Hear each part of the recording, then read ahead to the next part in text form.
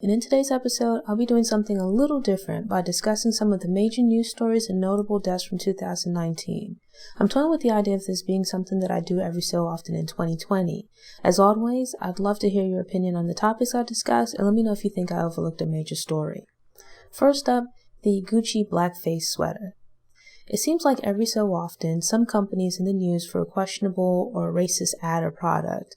Over the last few years, fashion brands have been some of the most frequent, or at least the most public offenders. Companies such as Moncler, Prada, Dolce & Gabbana, etc. have pulled products following backlash from customers and the general public. Earlier this year, the Italian luxury brand Gucci had its moment in the unenviable spot of public scorn. The company released a black sweater with a balaclava featuring oversized red lips that could be pulled up over the face. Supposedly, there was also a matching hat to complete the ridiculous look. The story exploded on social media and resulted in a call to boycott the brand. Several black celebrities got on board with the boycotts and spoke out against the racist imagery. In response, Gucci issued an apology and pulled the product from shelves.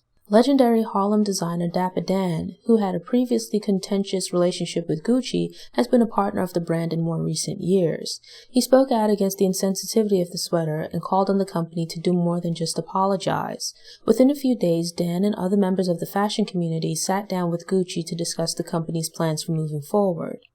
Dan posted to his Instagram account that attendees of the meeting called on Gucci to make internal changes to avoid having the situation reoccur. The feeling was that the flub was a result of not having a culturally diverse staff that would have been better able to identify culturally offensive and racist ideas before they were put into production. It remains to be seen if the fashion brand will indeed diversify by having a wider range of employees and interns. In October, Gucci announced that Gucci Mane will be the face of their 2020 campaign. I don't follow Gucci Mane or Gucci, but it seems mighty convenient that the partnership would occur now after years of Gucci Mane repping the brand via his moniker. It seems like a well-timed and executed PR move to get back in the good graces of public opinion. How the buying power of the black and specifically hip-hop demographics will affect Gucci, I really can't say, but the furor has died down and attention has shifted to the campaign being a win for Gucci Mane. Articles in black and hip-hop outlets excitedly celebrated the partnership with little to no mention of the brand's earlier controversy. When situations like this occur and the backlash is great enough and the company has enough rep, the company will often get a quasi-spokesperson from the affected group to make the case for why the company isn't racist, sexist, or whatever other type of ist. Gucci worked overtime calling them both Dapper Dan and Gucci Mane. Black people aren't a monolith, but it's unfortunate that in situations where we come together as a group, some are just out for self. My cynical side says that this is really just a self-serving payday for both men, but my objective side says there might be some benefit to the action plan discussed by Dapper Dan for bringing more people of color into the fashion house and thus the fashion world. When they see us. If you have Netflix and were around other people in May or June of this year, then odds are that you probably watched or at least heard about When They See Us. The incredible miniseries created by Ava DuVernay told the story of the Central Park Five and featured powerful performances from its young cast, especially Jarrell Jerome, who played Corey Wise. The series was the talk of the summer, with people sharing how the story touched and made them emotional. There was renewed interest in the case and a public outcry which led to two of the prosecutors resigning from teaching positions and the boards of various organizations. The film had not only a creative and emotional impact, but also a social impact as well. It came as no surprise that When They See Us received 16 Emmy nominations, ultimately winning 2. But the interwebs and social media were upset when the Hollywood Foreign Press Association slept on the miniseries by not giving it any nominations. Ava DuVernay took the lack of nominations in stride and chose to focus on the overwhelmingly positive reception of the film. But several media outlets pointed out that overall the HFPA failed to recognize the projects and performances of non-white creatives, especially women of color. I understand the hurt feelings, but are we still surprised at this? It's become a cycle where black people lament the lack of inclusion in major award nominations. People complain, and the next year the awarding body might pander by throwing out a few more nominations and maybe an occasional win every so often. Meanwhile, major black stars sometimes do not even bother to attend predominantly black award shows, whether for music, movies, or television, as though they're not good enough. There's a constant cycle of Black people seeking the approval of people who just don't value them. Not to mention, a lot of these shows are based on industry politics rather than being an acknowledgement of true talent or creativity. Sometimes who's nominated is based on who the governing body would like to have in attendance at the award ceremony. And so in this case, I agree with Ava DuVernay that awards should be viewed as a nice to have, rather than the end-all be-all validation. The audience's reception of projects is far more meaningful, and the creativity or quality of acting within a project is not necessarily represented by its nominations or wins. Surviving R. Kelly. Another huge miniseries this year was Surviving R. Kelly. But unlike When They See Us, the show also had legal ramifications. The series is a documentary about the career and accusations of pedophilia and predatory behavior that have been lobbied against Kelly. With When They See Us, the Black public seemed to mostly take the side of the young men, while some took Kelly's side in the court of public opinion. I remember the last time something like this bubbled up about R. Kelly and an underage girl in a video. For various reasons, it wasn't taken nearly as seriously, and I distinctly remember the DVD being sold in the open and people buying it. It's telling that the community rallied around young men who were being taken advantage of, but then a few years ago used the appearance of the underage girl to justify her abuse. Some joked about, if not defended R. Kelly against the pedophilia allegations. We get up in arms about young Black men being stereotyped based on their appearance, for example Trayvon Martin, but then turn around and use the appearance of young Black women to justify crimes being committed against them. I'm not a journalist, so I won't pretend to be objective. I believe R. Kelly is guilty and deserves to go to jail, but I also think more needs to be done to also arrest and prosecute the adults who helped to facilitate these arrangements for these predators. R. Kelly's aides who assisted him in marrying Aaliyah and setting up rendezvous with underage girls should be sitting in jail with him, as should the parents who knew the rumors about this man and still were determined to put their daughters in his way. I feel like the only reason some of these parents are upset is that Kelly began to work around them. He isolated their daughters and cut them off from the lifestyle they were willing to pimp their children for. The idiot who called herself Kelly's girlfriend and claimed to not know she was having a threesome with an underage girl should go to jail as well. Holding these pedophiles accountable, rather than excusing their interest in young girls as being natural, is a start, but we as a society should also hold their enablers responsible. It might discourage more people from looking the other way or actively helping, all in hopes of a payday. 2019 was a good year for Morehouse University.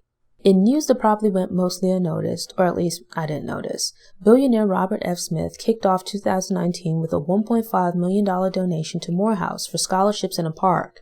Later, while giving what graduates will likely remember as the greatest commencement speech they'd ever heard, Smith pledged a $34 million donation to cover the student loans taken out by the graduating class of 2019 and their parents. Smith's donation was part of the funding for the new Morehouse College Student Success Program. The initiative is intended to raise donations from a variety of sources to help cover the cost of students' tuition. Morehouse hopes that by reducing the amount that students are required to pay towards tuition, they will be more likely to graduate with little to no student loans. The school also plans to track the long-term effect of students graduating without the financial burden of loans. In October, Oprah Winfrey donated $12 million to Morehouse, reclaiming her spot as the school's top donor with a total of $25 million. Oprah's relationship with Morehouse began with a $13 million donation in 1989, which funded the Oprah Winfrey Scholars Program. Over the years, Oprah's endowment has paid for 600 Black men to attend college. The donations are a good look for both Smith and Winfrey. I'm interested in seeing the data that Morehouse collects over the years about the impact of its students graduating debt-free. Without student loan balances, finances might be less of a determining factor for grads when they're selecting careers after college. More grads might go into high social impact fields or pursue post-grad degrees. With less financial burdens, students and grads may also have more free time to better concentrate on their studies and become involved in their communities. These young men can serve as a great example to younger Black men and be especially impactful given the underrepresentation of Black men in colleges. Byron Allen versus Comcast. The case of Byron Allen versus Comcast has been an ongoing court battle for at least the last 4 years, but the case garnered a lot of media attention in 2019 as it moved closer to being heard before the Supreme Court. The gist of the case is that in 2010, when Comcast was working on a deal to acquire NBC Universal, the company sought out various black leaders and organizations as a means of sidestepping fears that the enlarged company would result in decreased diversity. As part of the deal, Comcast agreed to add new black-owned channels over 8 years. Allen alleges that since then, Comcast has not truly upheld its end of the bargain, and the black organizations that participated in negotiating the deal sold out due to financially profiting from becoming spokespeople for Comcast. But with the proper optics in place, Comcast has been able to avoid criticisms of lacking diversity by pointing to its relationship with and addition of television channels owned by prominent black figures. When Allen attempted to broker distribution deals with Comcast for some of his channels, he was given various excuses as to why the channels would not be carried by the cable provider. One such reason was that Comcast did not have the necessary bandwidth to carry Allen's proposed channels. Yet the organization went on to carry 80 channels controlled by white owners. During an interview on The Breakfast Club, Allen explained that a point of contention in the case is Comcast's refusal to come to the table and have a good faith negotiation about his channels being carried. On the flip side, Comcast describes the lawsuit as being frivolous and nothing more than an attempt by Allen to get his way. Comcast has described Allen's content as being unoriginal, uninterested, and not in line with the interests of its audiences. Playing devil advocate, while other similar channels have been picked up, they probably balked at Allen's price tag. The cable provider stated that it has a record of being diverse and unbiased, casting Allen's allegations as unfounded. The decision in this suit can have ramifications that affect businesses and civil rights cases beyond those involved in this particular suit. In response to Allen's allegations, Comcast has sought to narrowly define the requirements for having discrimination cases heard in court. At stake is the protections granted by the Civil Rights Act of 1866, which granted equal rights with regards to contracts for black and white people, as well as the right to sue. Comcast is arguing that the law is to be interpreted as a suit should only be allowed to move forward in cases where discrimination based on race is the sole factor, while Allen and the opposition argue that the law has been violated if discrimination based on race is even just a contributing factor. There's likely a bit of truth in both sides' explanation of the events leading up to the court case. It does seem as though, to some degree, Comcast has indeed carried black-owned and operated channels, but in doing so, the company has not provided these channels with the same support, distribution, and financial opportunities as their white-owned counterparts. Allen, on the other hand, likely has trash channels that did not warrant the price tag he was seeking. Yet there are many garbage white-owned channels with similar content as that of Allen's channels, and Comcast has no problem carrying them. The case had originally been dismissed by lawyer Rodney Reed. Rodney Reed is a black man who was born in Ventura, California, and raised in Texas. In November 2019, he received a stay of execution when the Texas Court of Criminal Appeals decided there was enough cause for his trial and possible innocence to be re-examined. At the time, Reed was a week away from receiving the death penalty as punishment for the 1996 kidnapping, sexual assault, and murder of Stacey Stites. In 1996, Stites was living with Jimmy Fennell, a Bastrop, Texas police officer to whom she was engaged. A co-worker contacted the police when Stites failed to show up at work for a shift. Her body was later found and showed signs of strangulation and rape. Early in the investigation, Fennell was considered the prime suspect and provided conflicting accounts of his whereabouts at the time of the murder. Reed became a suspect when the DNA on Stites' body returned a match for DNA that was on file from another alleged rape. With that evidence, attention shifted from Fennell to Reed, and he was eventually convicted of the crimes in 1998. Reed maintained that while his DNA was found on Stites, it was the result of a secret consensual relationship. He offered the explanation that at the time of her death, he was having an affair with Stites. But during the trial, the existence of an intimate relationship between Reed and Stites was not corroborated by any other individuals. Since then, Stites' cousin and a co-worker have come forward to confirm Reed's relationship with Stites. Also, a witness has come forward testifying that Fennell provided different versions of his alibi. Others have also stated that he either expressed plans to kill Stites or commented on having killed Stites. It's believed that Fennell found out about Stites cheating on him with Reed and he murdered her in retaliation. In a later unrelated case, Fennell was convicted of raping a woman while holding her in custody and accepted a plea deal for which he served 10 years in prison. To be quite clear, Reed also has a history of not just one, but several accusations of sexual assault. Thus, I am not entirely convinced of his innocence in this crime. You have to take into account that Fennell has also been accused of rape, the new testimony offered by witnesses, having an all-white jury in Reed's first case, and admission that the original timeline for the murder might be flawed. Thus, there is reasonable doubt. For 6 women to accuse you of rape, you might be innocent and just an incredibly unlucky individual, but I think it's more likely that you're a rapist. Yet, despite Reed being a truly reprehensible character, under the law he should not be executed and likely should not have been convicted. We as a nation cannot execute a person for one crime based on other crimes they might have committed. This case, though flawed, shows why the death penalty should not be an option no matter how heinous the crime. One case of someone being wrongfully convicted and executed is one case too many, regardless of who that individual might be. We might never know which man was the true killer. But regardless, it's unfortunate that Stites had the misfortune of having these 2 reprehensible individuals in her life, a Tatiana Jefferson and Botham Jean. On October 12, 28-year-old Tatiana Jefferson was shot and killed in her mother's Fort Worth, Texas home by a police officer. Jefferson had spent the night with her 8-year-old nephew playing video games while her mother and sister recovered in hospitals from illnesses. Hearing what she thought was a prowler in the backyard, Jefferson left her nephew and, according to some sources, retrieved a firearm before investigating the noise. Jefferson was shot upon approaching a window to look out into the yard. A bit earlier, a concerned neighbor had called the police after noticing that a door to the house was open. A police officer, later identified as Aaron Dean, arrived at the home around 2:30 a.m. with his partner. Body cam footage showed Dean walking around the side of the house into the backyard to investigate. Seeing movement through a window, when he approached the rear door, Dean shouted at the person inside to put their hands up, but then opened fire. Dean immediately faced criticism from the public, as well as the police chief and mayor of Fort Worth.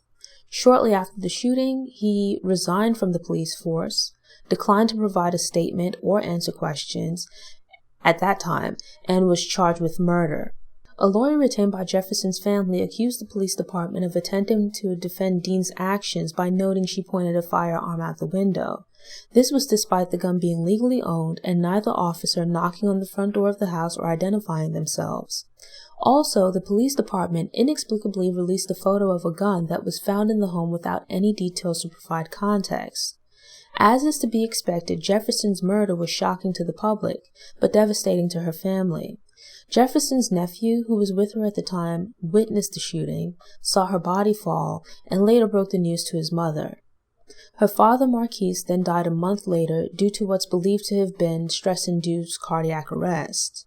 Tatiana Jefferson's murder occurred a little over 1 year after the officer-involved shooting of an unarmed 26-year-old black man. Botham Jean was relaxing at home, watching television while eating a bowl of ice cream when Dallas police officer Amber Geiger burst into his apartment and opened fire. Geiger lived in the apartment below Jean, but upon arriving at her building, she entered his apartment and fatally shot him, believing he was an intruder in her apartment.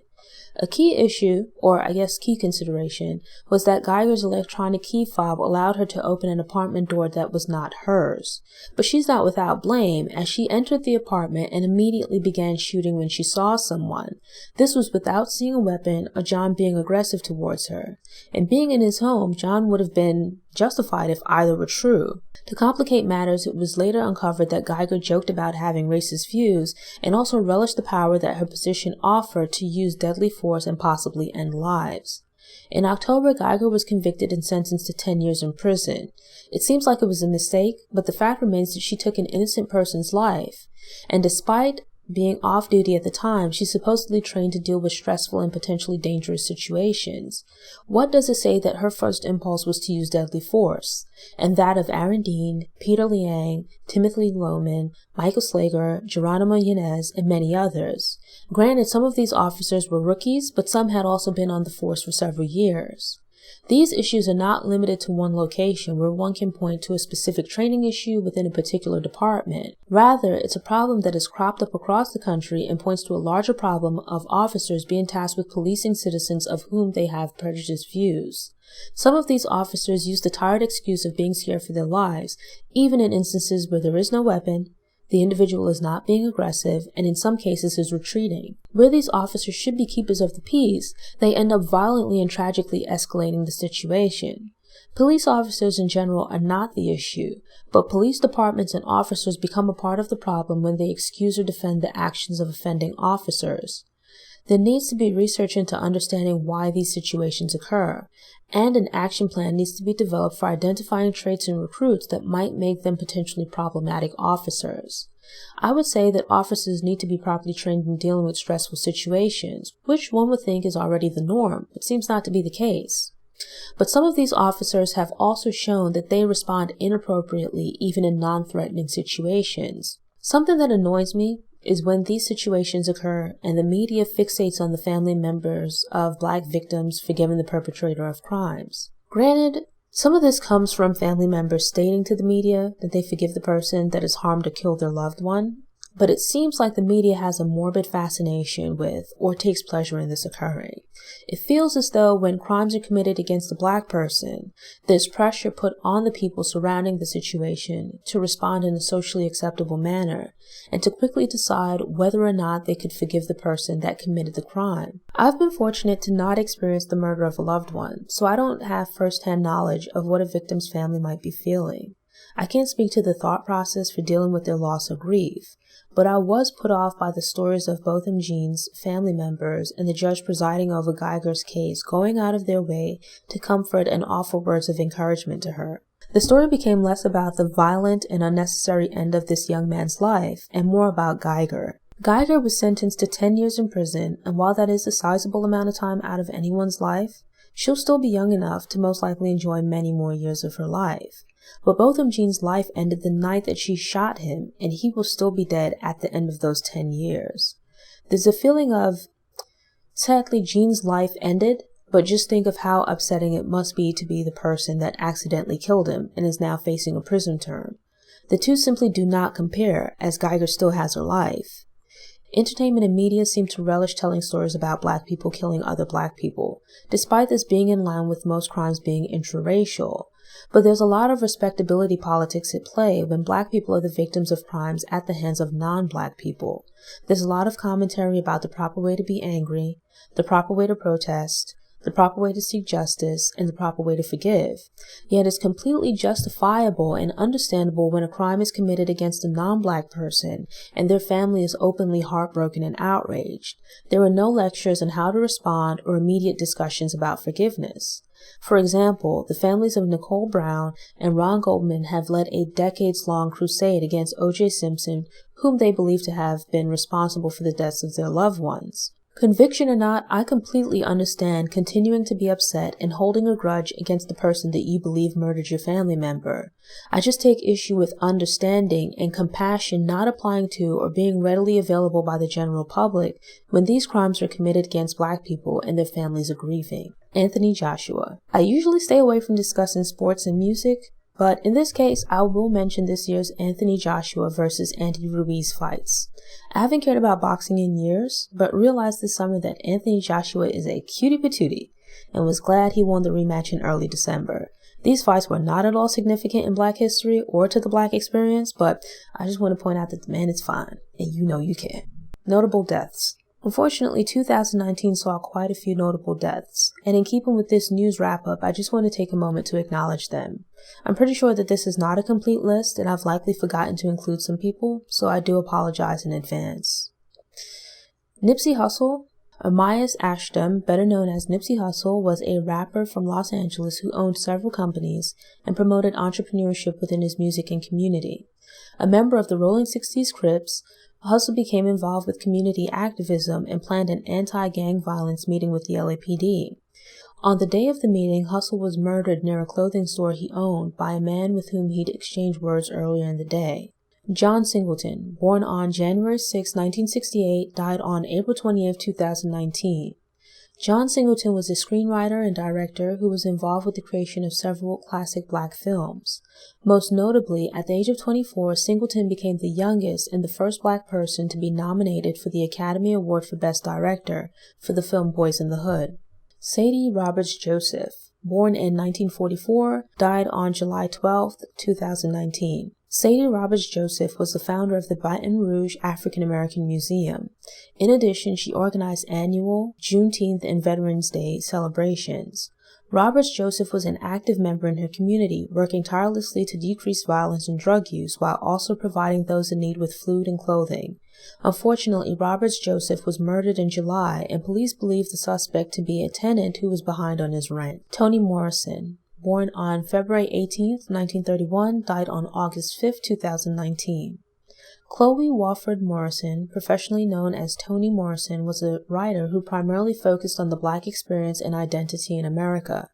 Morrison attended Howard University, where she returned to teach English and later worked as an editor at Random House. During the 1970s, Morrison released a string of critically acclaimed books, which included The Blue Sky, Sula, and Song of Solomon. In 1988, Morrison won the Pulitzer Prize for Fiction for 1987's Beloved and later received the Nobel Prize in Literature. Juanita Abernathy, born on December 1, 1931, died on September 12, 2019. Juanita Abernathy was the widow of the civil rights activist Reverend Ralph Abernathy, but also an activist in her own right. Abernathy contributed to various civil rights initiatives in the 1950s and 1960s and is credited with writing the business plan for the Montgomery bus boycott. Diane Carroll, born on July 17, 1935, died on October 4, 2019. Carol Diane Johnson was born in the Bronx, New York, and raised in Harlem. Carol went on to become an actress, appearing in early classic films such as Carmen Jones in 1954 and Porgy and Bess in 1959. She made history in 1968 on the sitcom Julia as the first Black woman to star in a primetime network series in a non-stereotypical role such as a maid. In a huge departure, a few years later, Carol portrayed a single mother raising 6 children in Harlem in the film Claudine. During the 1980s, she portrayed the diva Dominique Devereaux in Dynasty, as well as Whitley Gilbert's mama on A Different World. Elijah Cummings, born on January 15, 1951, died on October 17, 2019. Elijah Cummings was a Democrat who represented Maryland's 7th Congressional District, which included sections of both Baltimore City and Baltimore County. At the age of 11, Cummings worked with friends to help integrate a local swimming pool in Baltimore. Later, as a congressman, he supported local needle exchanges to reduce HIV transmission rates and initiatives to increase funding for public education and the Head Start program. More recently, Cummings was visibly active in his community in the aftermath of the death of Freddie Gray and commented on injustices he thought were being committed by the Trump administration. John Conyers, born on May 16, 1929, died on October 27, 2019. John Conyers was a Democrat who represented Detroit in Congress for 50 years. During his tenure as the longest-serving African-American congressman, he co-founded the Congressional Black Caucus and contributed to the push for honoring Dr. Martin Luther King Jr. with a federal holiday. Conyers was forced to resign from Congress in 2017 after multiple accusations of sexual harassment. John Witherspoon, born on January 27, 1942, died on October 29, 2019. John Witherspoon was an actor and comedian who is best known for appearing in several popular Black sitcoms and movies. Witherspoon played the father, a father figure, in the Friday series, The Wayans Brothers, Boomerang, The Boondocks, etc. This is going to be the last Noire Histoire episode of 2019, but I plan to be back the first full week of 2020 with new content. I have a lot of really great things in mind for 2020, and I'm planning to use the next 2 weeks to get ahead on working on those things. In the meantime, I wish you and your loved ones an incredible holiday season and a happy, healthy, and prosperous 2020. As always, I sincerely thank you for tuning in. If you enjoyed this episode, please click the thumbs up button and share it online. I hope you'll also subscribe to the channel and return for future episodes to get motivated, get inspired, and get stories of Black history made and in the making. Until next time, take care. For show notes, visit noirehistoire.com via the link in the episode description. While you're there, subscribe to the Noire Histoire newsletter to get fresh content delivered straight to your email inbox. You can also shop for Noire Histoire merchandise and accessories. I hope you enjoy the rest of your day and the rest of your year.